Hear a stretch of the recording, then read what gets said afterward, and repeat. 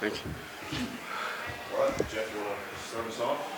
I heard a number of players using the phrase "find a way to win." Yeah. When you use that, what enabled you to do that on a day when offense wasn't as sharp as it was, Right. and there were some penalties and uncharacteristic things? Yeah, I think that managing the success of last week, and we didn't play our best last week, and we found a way to win. And so I think that that's what they were leaning on.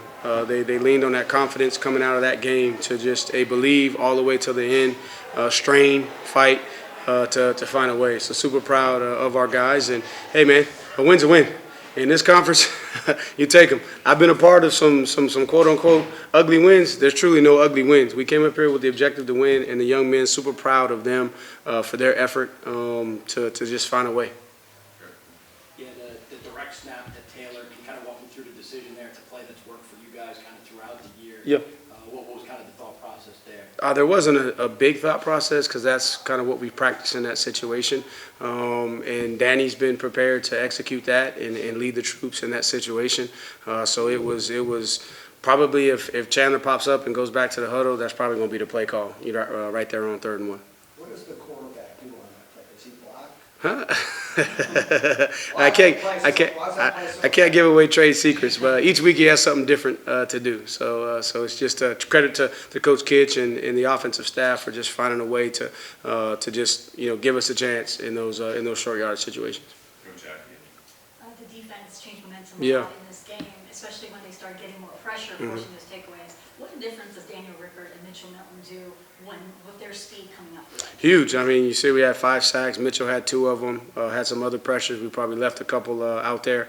But they just, they force some tackles to get out of there early. And then also what it does, too, is it allows for now space for the interior guys, right, to have some more one-on-ones, right, because now you're pulling your slides apart, right, so that's what the guards don't necessarily have help. You can isolate the center.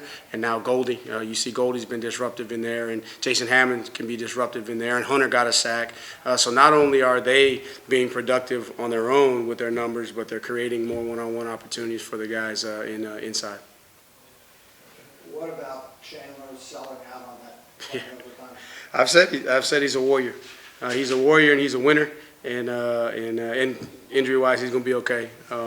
He took a tough hit, but he bounced up after a few minutes on the ground. But that's just who he is. He's a warrior, and he's gonna lay it on the line. He knows that's what it takes.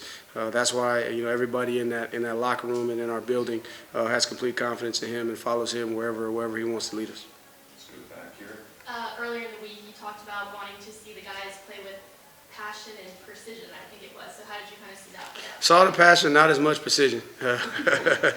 But, hey, it's a great opportunity for us to learn. And this team, right, is kind of in, I wouldn't say uncharted waters, but every week's new for them, right? It's something different, and it's an opportunity to teach. And that's what's been the funnest thing about this group is because, man, now you can teach them, right? So before, I couldn't bring up the concept of teams separate from each other in October, right? Before you just kind of scramble to just find a way to win a game. But now we're talking about like big picture things that for them to absorb. And we needed a game where everything wasn't clicking, right? I hate that we made it as close as we did, but we found a way to win, and so that gives us some great momentum going into the open week to really be able to coach and teach and learn all the way around. All of us get better because we want to play our best week in and week out. We know how challenging that is, but the precision wasn't what it needed to be, but the passion was there and the effort was there. And at the end of the day, when you have those things as part of your DNA in your core, you're going to win a lot of football games. And then if we can get the precision down where we need it to be, back to kind of being who we are in all 3 phases. I thought defensively in the first half, we gave up too many easy throws, and then they kind of settled in and got some stops for us. And then offensively, we were on the sideline for so long in the first quarter, never really got into a rhythm, and then we fumbled a quarterback running back exchange. We got a good 3rd down call, and Jamari, one of our top players, just takes his eyes off of it, drops it. So just not clean from the guys that we expect to play at a high level. But man, it's a great opportunity for us to coach and teach these next 2 weeks. You've had some guys out with injuries. Yeah. You lost a couple today. From that standpoint, does the bye week? Oh, it's huge. It is huge, man. It is huge. We lose Bowley, right? So we lose. So we're down. We're down our. Oh, Lord have mercy. On the offensive line, poor Hef, Coach Hef, man. He's down. Oh my gosh, I don't know how many guys he's down. I mean, and then Bowley goes down. So now we got Ben York, redshirt freshman tackle out there. But hey, buckle up, bud. Time to go. And they found a way. They just keep battling.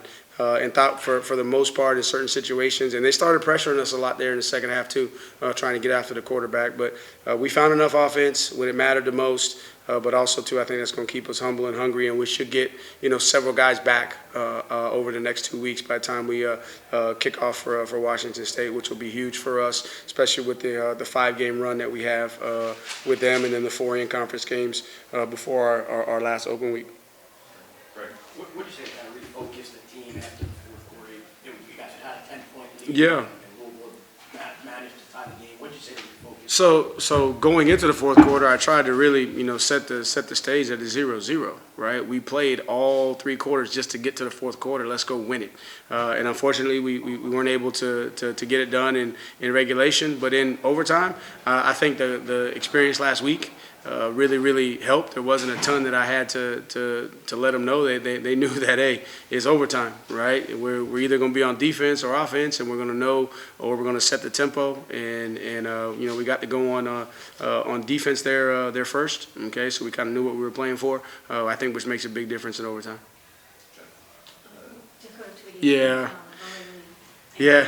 John Rogers had the stats. Yeah, how about that? He made some big plays for us. So super happy and proud of John. I think Dakota will know more when we get back and get more scans, but I think it's probably going to be a little while on his lower leg right there. And just John, just talking about him stepping up. Yeah. Especially there in overtime. So John's a guy that I've said, for a long time that he's very talented, and I think you see kind of the speed and the difference he can make, and it's just a function of consistently putting forth the work in practice so that everybody can trust him in that situation. But sometimes you got to grow up on the field, and I thought he did grow up for us tonight and made some huge plays, not just in the game but there in overtime. John Rogers, number 89, yes sir. Tony, a couple things. Ed Peep of the Associated Press. Yes sir. First ACC 3-0 start since 2007. Yes sir. Talk about that, and I'm sure as coaches you expect to be 3-0, Right.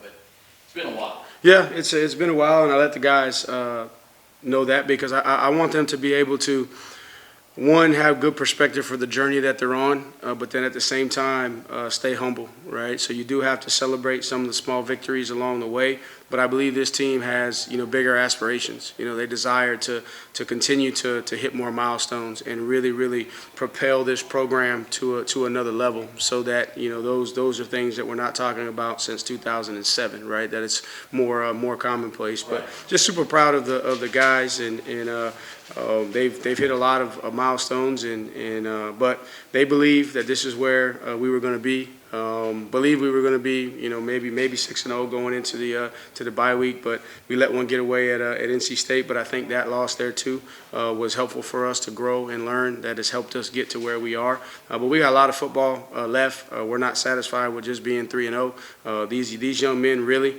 believe that they got an opportunity to go, stake their claim for a spot in Charlotte come December. I know that's people have given me slack for that, but if you don't believe, you can't achieve it, right? And I think what you're seeing is this team believes, and not saying that that's going to be what happens, but man, each week we're focusing on just taking one step in the right direction.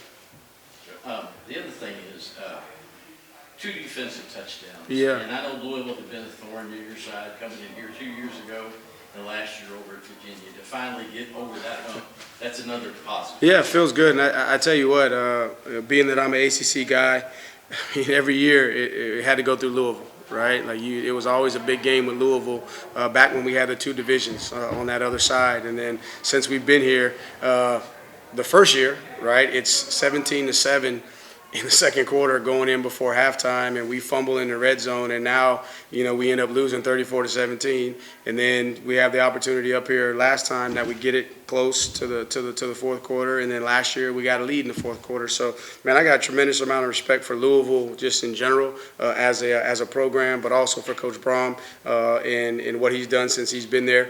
They've won a bunch of football games. They got a really good football team. They're going to beat a lot more opponents down the road. Just happy that we were able to come out on the right side of the win-loss column. You came in fifth in the nation in offense. Yeah. And you're averaging 46. They held you to 30. Yeah. Talk about that. And it was just a day where 2 defensive touchdowns. I know you're Yeah. a defensive guy. Yeah. Hey. At the end of the day, finding a way to win is the most important thing. But it's a great opportunity for us to go back to work. That offense that did those things in the previous weeks is still in that locker room.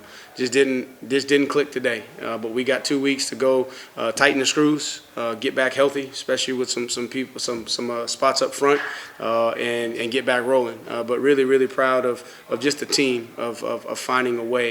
And that's also momentum for the defense, So if we can keep that momentum, offense will get, back dialed in. Special teams, we got a few things to clean up so we can go play our best football down the stretch.